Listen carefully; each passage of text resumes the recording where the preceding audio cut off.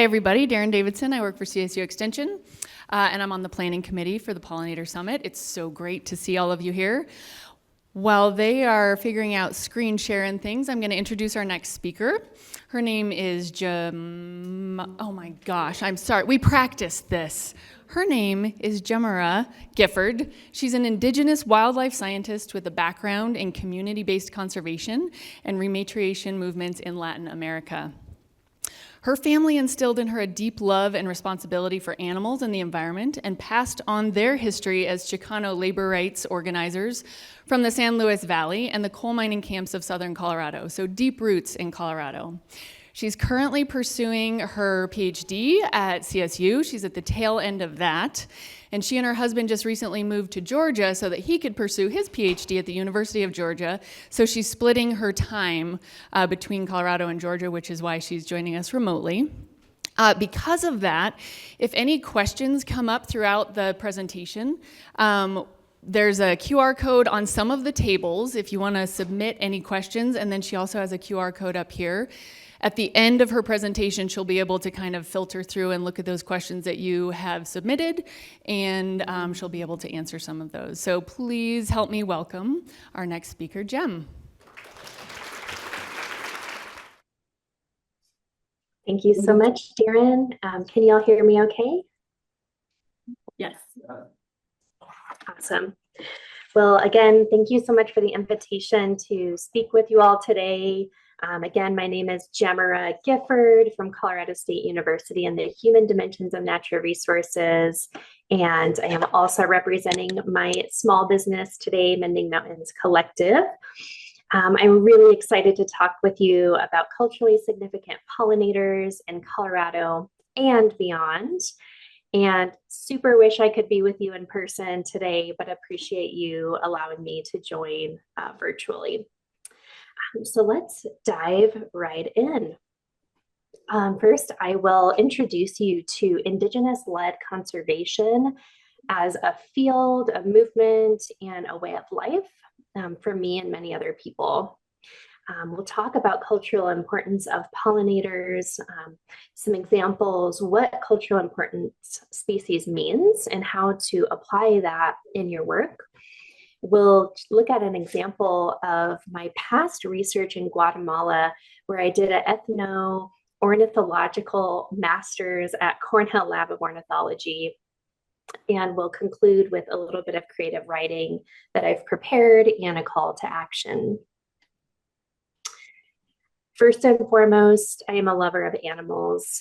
I started out as a zoology student in 2008 at Colorado State University and followed the path towards being a zookeeper, a wildlife researcher for Colorado Parks and Wildlife, and then transitioned to my graduate role where I worked in the highlands of Guatemala with multiple indigenous communities in the Alta department, as well as in Honduras, El Salvador, and Nicaragua.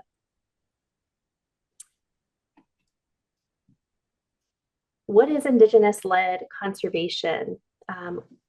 Here's a really great example from my past work at Trees, Water, and People with the Uts-Che Association in Escuintla, Guatemala.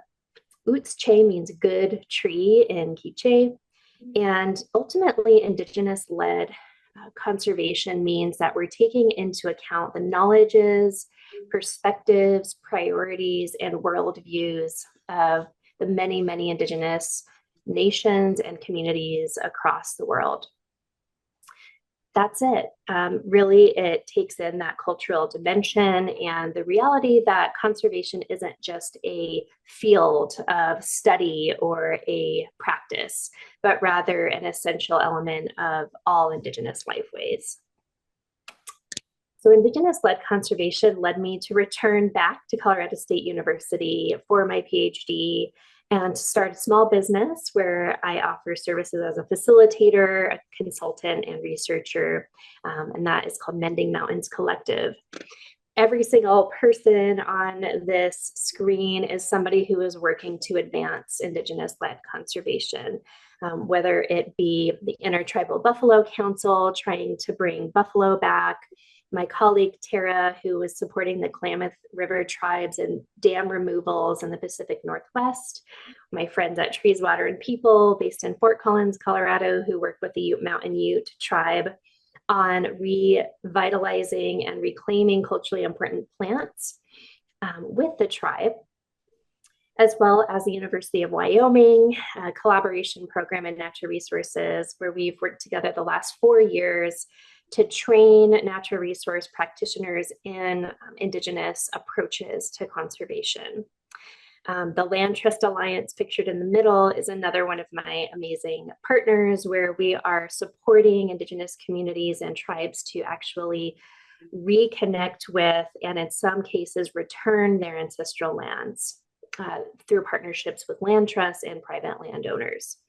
So Indigenous-led conservation, if you've not heard of it, is here to stay. It's always been here, but the last 20 years has really seen an incredible level of support for the work, which is what my dissertation is focused on. My path to Indigenous-led conservation is also guided by my family. These are just some of my amazing ancestors, family members from the borderlands of southern Colorado and northern New Mexico.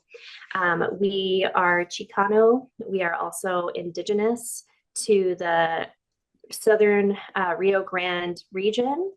So Tiwa Pueblo, particularly Piccary's Pueblo roots, which is a federally recognized tribe in New Mexico.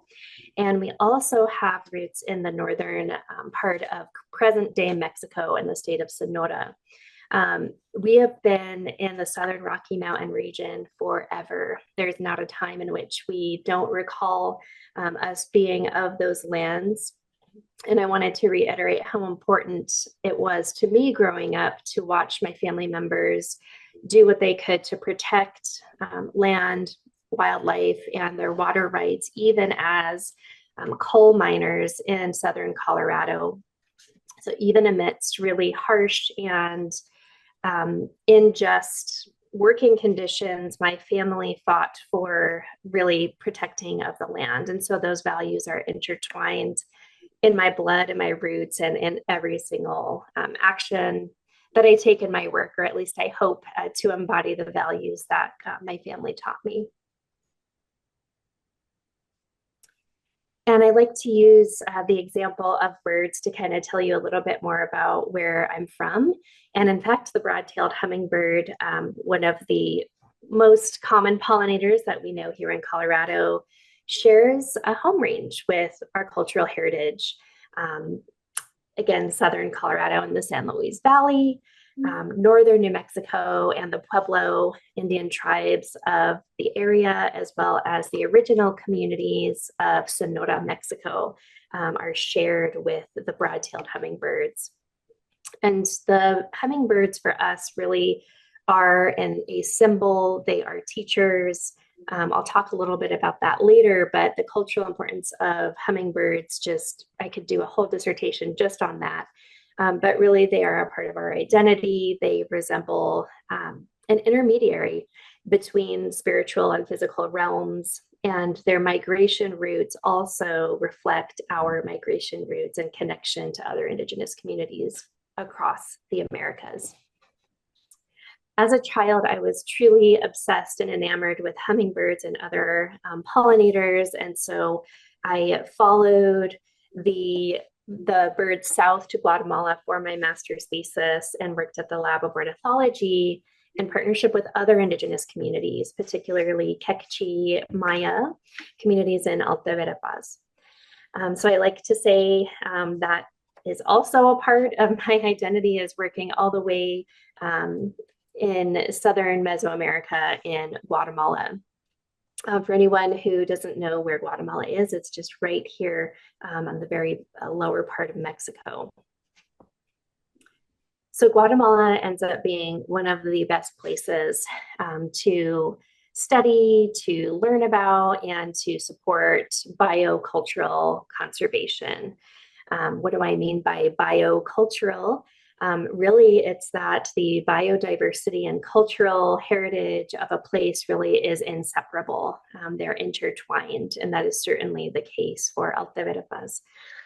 This is the area that I did my master's research nearly 10 years ago, but is work that I still follow and continue today. We worked in Alteverpas and the Sacranish and Yalihush important bird areas.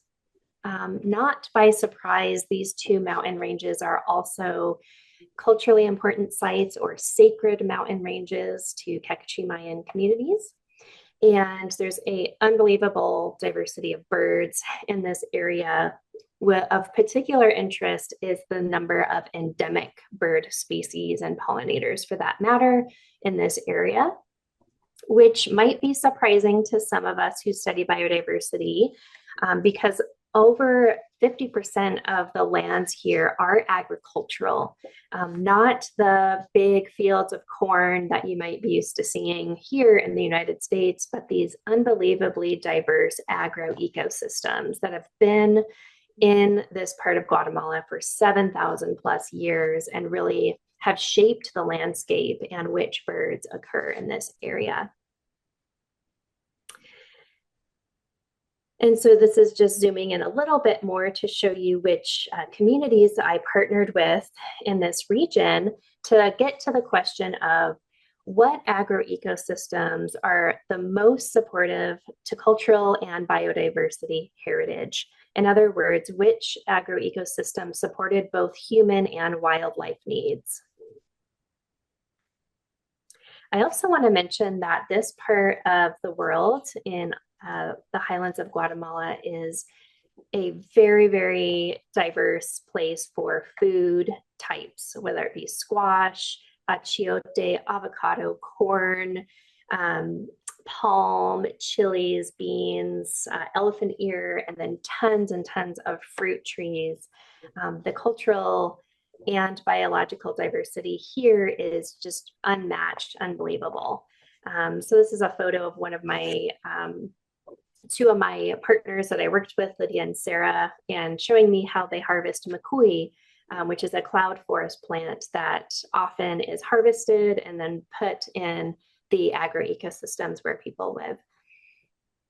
Guatemala is also really unique because of the very large population of indigenous people, so at least 60% and over 20 different distinct communities and cultures. So Guatemala, a very, very great place to look at both the biological and cultural dimensions of conservation. So what is ethno-ornithology? This really is the heart of what I went to Guatemala to study and to support. Ethno-ornithology ultimately looks at and acknowledges the sacred relationship between birds and people, and understanding what animals mean to people, how they're used in daily life, how they're represented in art and ceremony, and how important birds are to maintain the cultural lifeways of the people, whether that be traditional agriculture, art, language, and so on.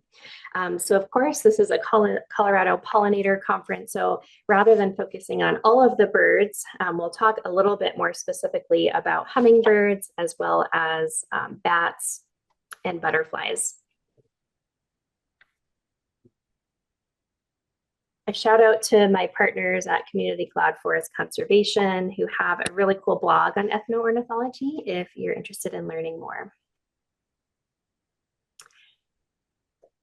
All right, so again, my work on ornithological and cultural dimensions of conservation really focused on connecting with people and understanding why birds were important to them. We not only were able to study the quantitative occupancy modeling and all the Western science ways in which we determine health of habitats for birds, but we worked with the people. We asked them why birds were important to them, what birds they see on their farms, and how they actively are taking care of migratory birds. For anyone that has studied into the literature of agroecosystems, they often can support migratory birds and pollinators at higher rates than even the primary forests. That's because these agroecosystems have overstory trees and bushes and understory that are just full of food, insects, things like that, that make these agroecosystems just these little mini biodiversity hotspots. So we conducted a lot of different workshops and had educational programs with kids where we understood what their priorities were and what they loved about working, about living in this area, and just a few photos to bring you a little bit closer to this work. And what I want you to take away from this 3-year project is really that these diverse agroecosystems support both humans and nature. So when we're thinking about pollinator conservation, we might be thinking about how terrible agriculture can be to pollinators. But in the case of Guatemala, these agricultural ecosystems or agroecosystems really were places where pollinators thrived, particularly bats, birds, and bees. So the cloud forests themselves, of course, we know support an incredible amount of pollinators, but the polycultures that we surveyed for avian diversity and crop diversity supported biological and cultural needs in the area. So not only were the polycultures good for creating bird habitat, but they also were able to support Mayan crop diversity and resilience. So we ultimately, applying my research to this conference, is that there are such things as pollinator-friendly agroecosystems, and Indigenous wildlife science takes into account these sort of human-dominated areas not as bad places for conservation, but essential places for conservation. So these agroecosystems support not only the birds, but the generation of income for families, as well as food sovereignty and growing traditional crops and other foods. So to get to probably what you all are really excited to learn about, the culturally important pollinators of Mesoamerica that I'm familiar with and worked with, some of them are pictured here. So the Mexican long-tongued bat are really important species for the pollination of agave. Agave is a very culturally significant plant used in ceremonial events. Obviously, the creation of mezcal and tequila, which is a more of a ceremonial beverage, despite what it is used for today. And so bats are just really incredibly important for pollinating essential plants that are used in everyday life. The blue morpho butterfly that some of you might have been lucky enough to see if you've been to Central or South America or Mexico are really important just for overall cultural identity.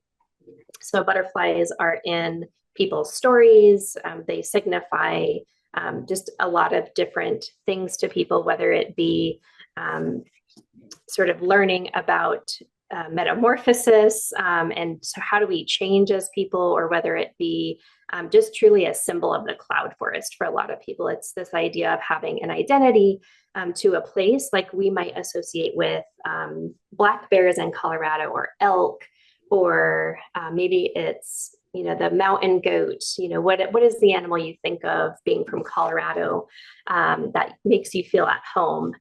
That's kind of what the morpho butterflies can resemble for people.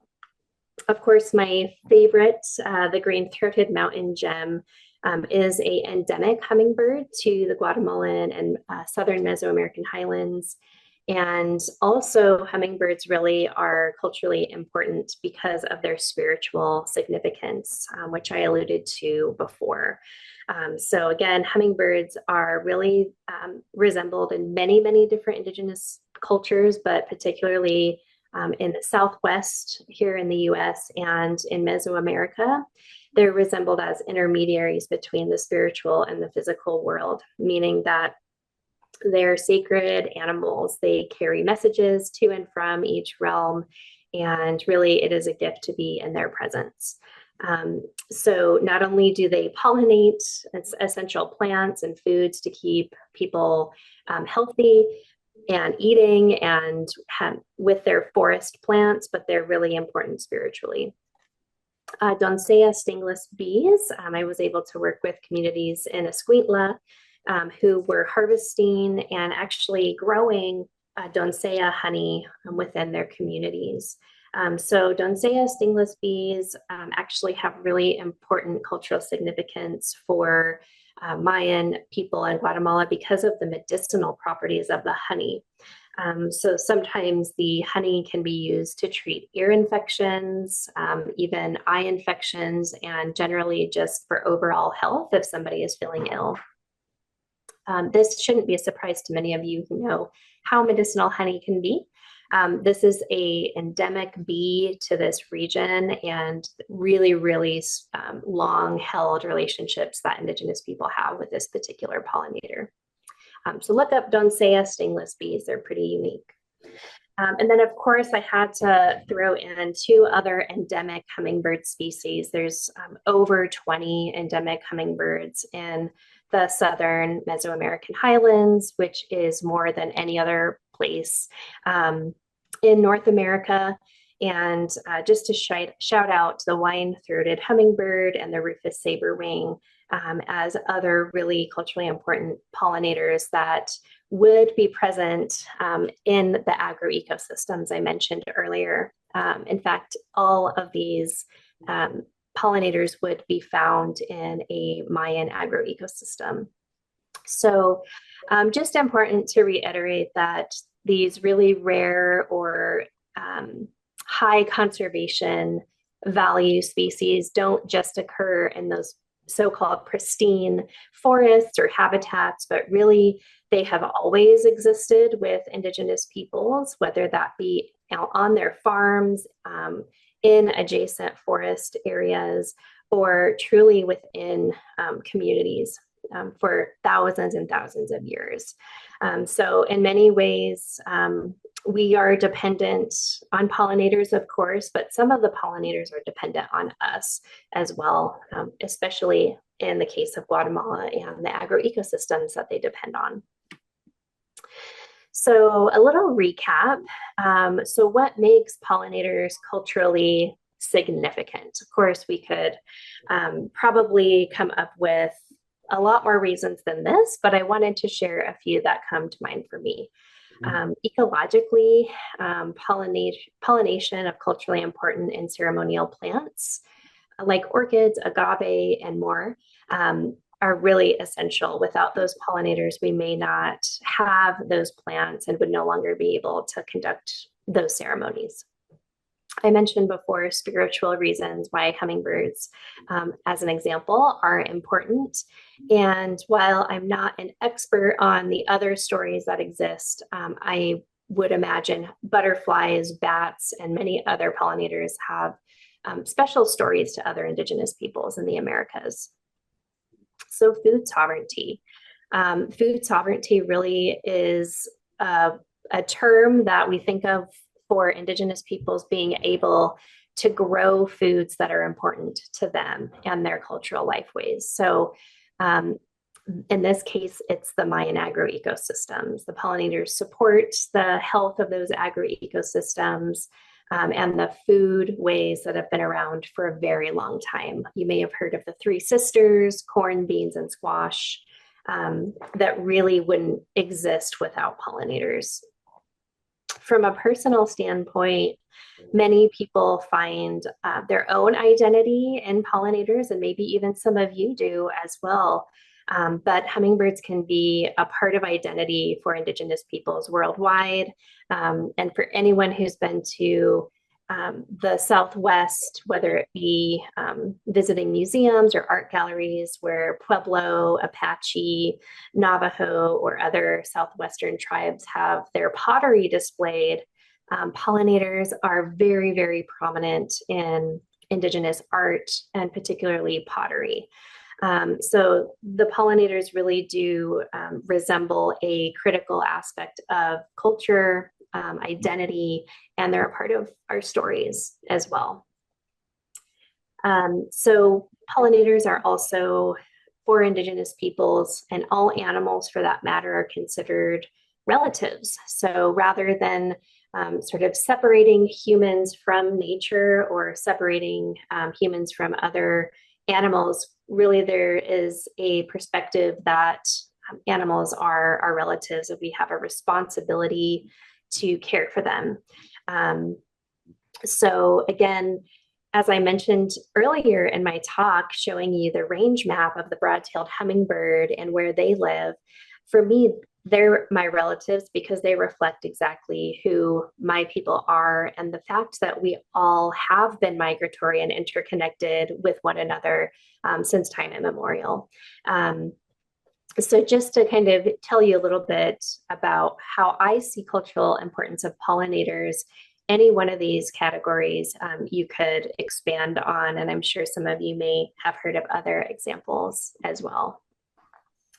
And so I really wanted to emphasize that the cultural dimension of pollinator protection really is crucial for a lot of different reasons, and maybe isn't something that in your day-to-day work you have considered before, or maybe it's something that you're interested in learning more about.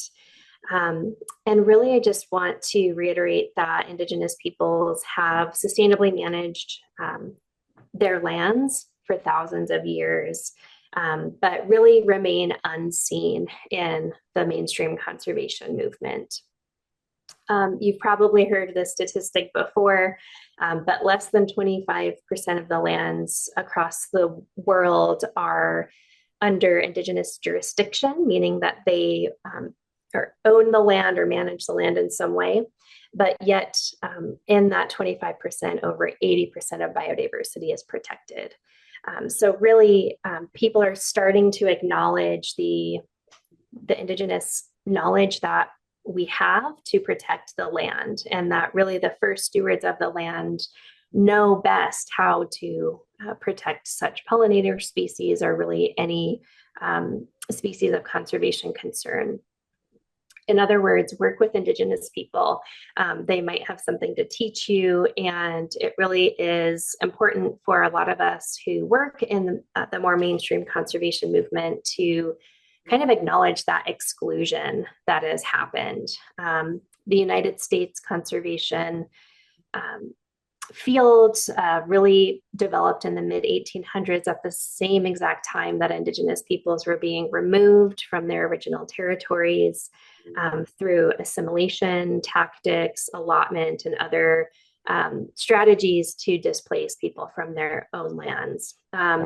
In fact, the Forest Service was founded primarily to one of the primary reasons why it was created was as a mechanism and a justification to remove Indigenous peoples from their lands.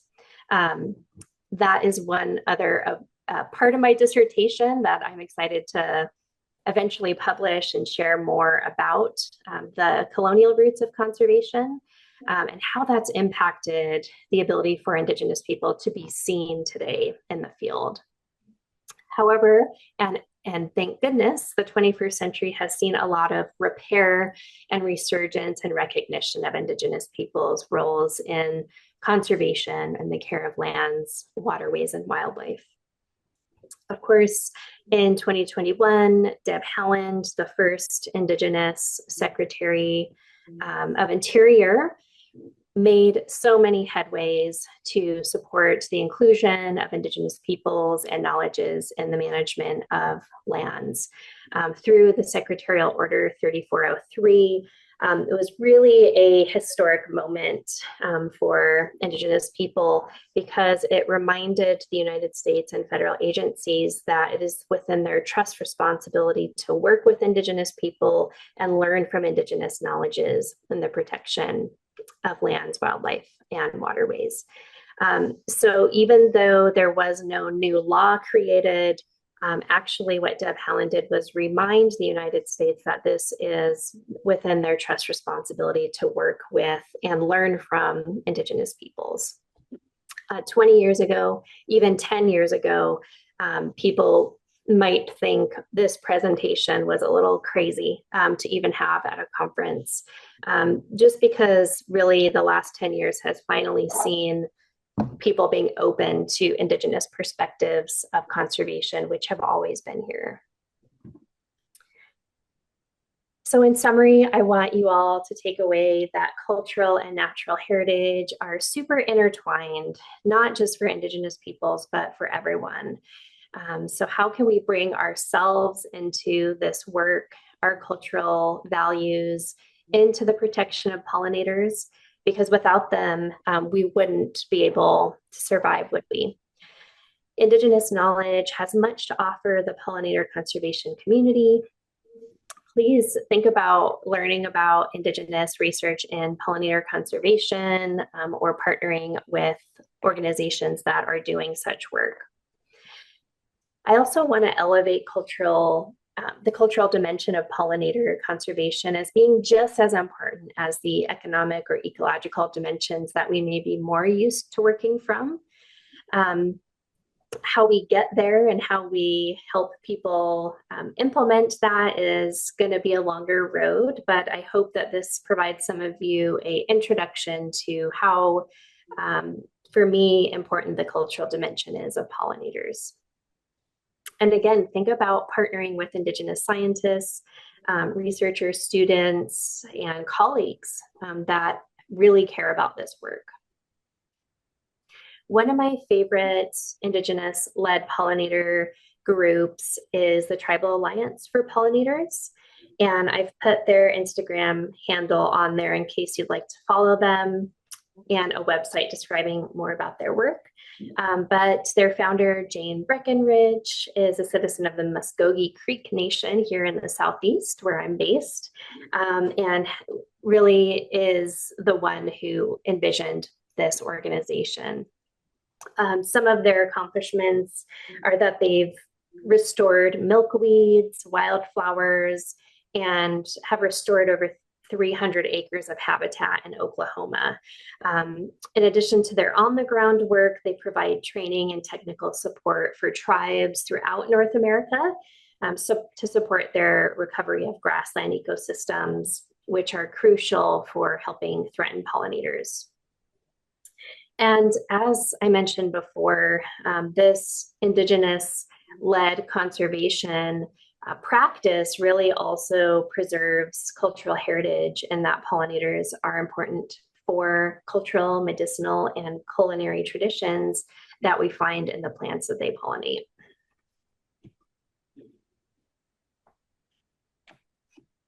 So I am going to take a little creative interlude here and offer to you all a little bit of some of my writing about pollinators when I need a break from my scientific research and dissertation. I tend to lean to creative writing to help me fill in the gaps that science just can't fill. So this is called A Love Letter to Colorado. I am the red clay soils of the Rockies, just where the snowy mountains meet the plains. I'm a beautiful borderlands where the buffalo and hummingbirds used to greet each other in the spring. I am of the hummingbird warriors that visit my grandma's red rose bushes in Northside Denver, traveling as they do between the physical and spiritual realms. I'm the green chili and cheese tamales, chicharrones, menudo, and chokecherry jams that blend our Chicano and Pueblo heritage. I used to cry when the hummingbirds left for their winter migrations. As Indigenous peoples, we miss the birds, our relatives, when they're gone. My story is one of going home, of retracing the land in order to find the places from which my people come. I know to my core, my ancestors' journeys have been similar to mine, the quest for what is right and for what will care for people and animals in all ways. One thing I know for sure is when I'm among the hummingbirds, the magpies, the junipers and chokecherries, and I feel that thin mountain air, I know that I am home.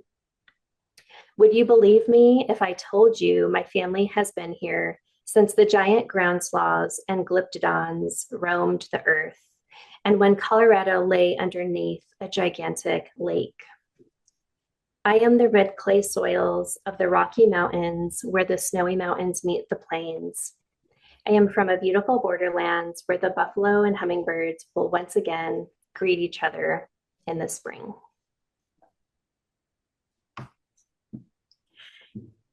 Thank you for allowing me to share a little bit of my creative writing with you. I want to end with a call to action here in Colorado and what we can do to work closer with tribal nations and Indigenous peoples. If you haven't already heard about Colorado's outdoor strategy, I really encourage you to visit the website to learn more about this amazing initiative. One thing that I was a part of was the creation of a guidance framework for tribal collaboration and conservation. It's the first document of its kind that guides conservation practitioners in how to work with Indigenous peoples for the protection of Colorado's natural heritage. On the right is a medicine wheel, or really the heart of the framework for how to work with Indigenous peoples in the right way, focusing on long-term relationships, mutual respect, the mobilization of resources, and inclusion of tribal priorities. I'm really excited to report that I'm working with the Colorado Natural Heritage Program at Colorado State University to implement this framework so that we can include culturally important species in the statewide natural heritage survey that will be running through 2029. The statewide natural heritage survey is something that you all can participate in at Colorado Natural Heritage Program. And below are some of our goals with the project. At Colorado Natural Heritage Program, we're starting to help our team understand and others understand that natural heritage is tribal heritage. And through our work, we hope to integrate culturally important and locally sensitive plant and animal species in our future survey efforts and continue to build off of the amazing work that Colorado's outdoor strategy has already done. We also hope to bridge the gap in data equity so that tribes have equal access to biodiversity data that they may not currently have. So this is one of my last slides, and I think we still have about 10 or so minutes for questions since we started a tiny bit late. But my call to action for all of you is to learn about Indigenous-led pollinator protection efforts and organizations. A quick Google search might bring you a long way. Read more about Colorado's outdoor strategy and the guidance framework for tribal collaboration if you really are interested in learning about how to collaborate more with Indigenous governments and communities. Consider collaborating with your colleagues who are Indigenous researchers and stay in touch. There is still time to get involved with the Colorado Natural Heritage Program's work and to stay in touch with me as I complete my dissertation and work with clients across the country. With that being said, I want to thank each and every one of you for allowing me to present virtually, and I hope that you learned something today. Thank you so much.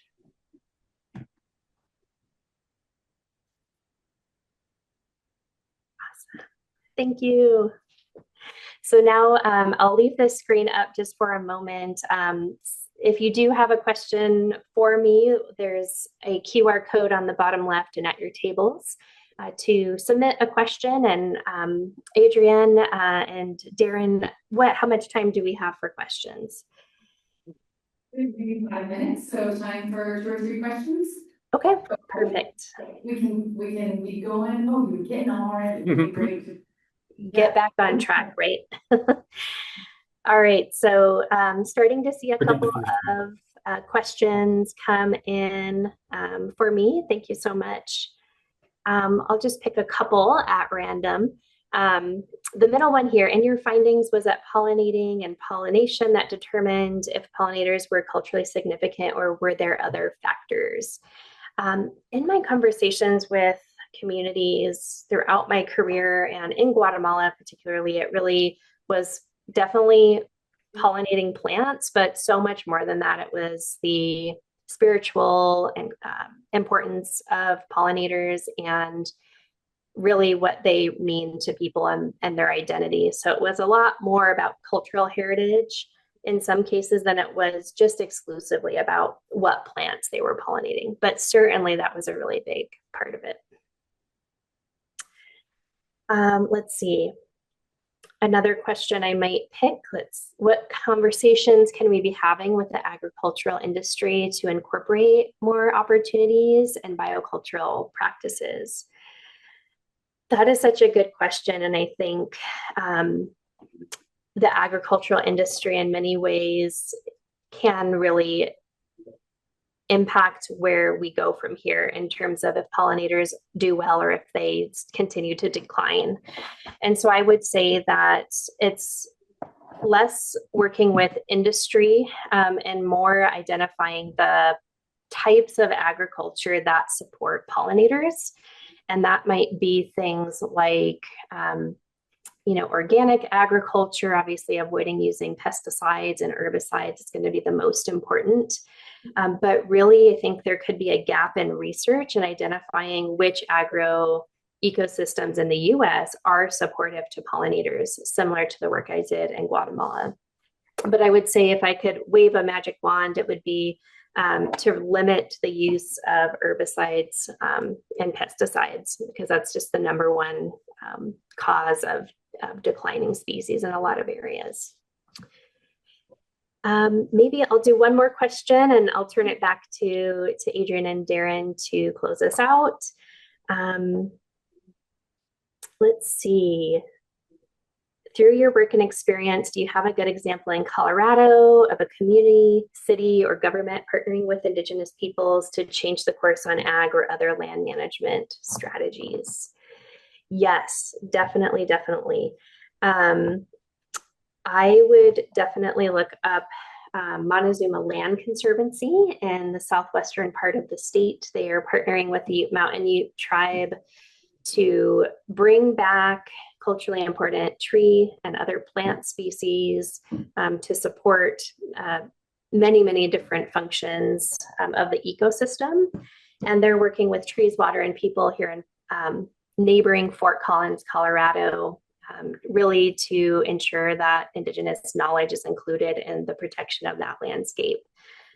Montezuma Land Conservancy is partnering with over 30 private landowners so that the tribe now has cultural access to their homelands.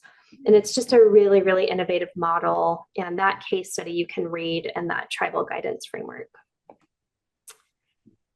Awesome. Well, thank you all for submitting those questions, and I'll turn it back to Adrian. Thank you all once again.